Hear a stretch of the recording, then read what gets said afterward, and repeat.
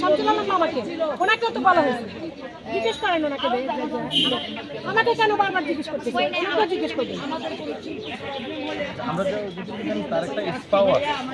হ্যাঁ, স্পা আছে, স্পা কিসের স্পা এটা জানি না, ওখানে ছেলেদের স্পা না মেয়েদের স্পা এটা তো জানি না, ঠিক আছে। স্পা বিজনেস করে এবং সেখানেও বিভিন্ন রকম অনৈতিক। উনি তো চেয়ারে বসতে পারলে অনেক নায়িকারা আছে সৌন্দর্য চায়, নিজেদের সৌন্দর্যটা ধরে রাখতে চায়, সেটা ব্যবসা করতেছে।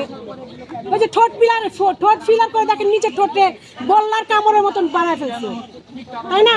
আল্লাহর দেওয়া ঠোঁট আর নিজে বানানো ঠোঁট, ও তো এরকম এখানে আর্টিস্টদের নিয়ে নিয়ে পার্লারে বড় রকমের অ্যামাউন্ট ধরাই দিচ্ছে। বিভিন্ন জায়গায় পাঠায়। না, বিভিন্ন জায়গায় জায়গায় পাঠায়, আমি এটা জানি না। সে টাকাগুলো নিয়ে নিচ্ছে মানুষের কাছ থেকে। এখন কাজ আছে বলেন তো, কাজ আছে যে আমি সুন্দর করবো ফেসকে? আল্লাহ আমাকে যথেষ্ট পরিমাণ সুন্দর বানিয়ে দিয়েছেন।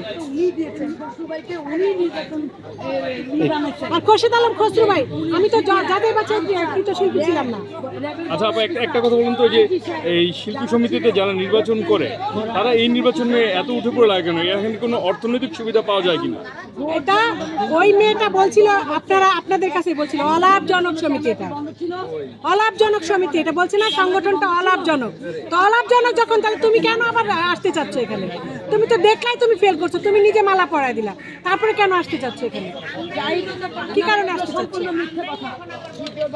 নিশ্চয়ই এরকম কিছু হয়, আমরা জানি না হয়তো। দীপজল ভাই একটা অসুস্থ মানুষ, তাকে আমরা জোর করে নিয়ে আসছি।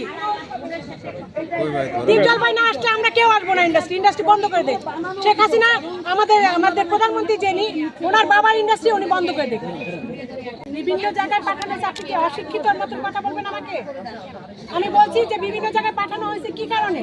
103 জনকে নিয়ে লড়াই করার কারণে। আপনি কেন এখানে এক্সট্রা নিচ্ছেন অন্যভাবে?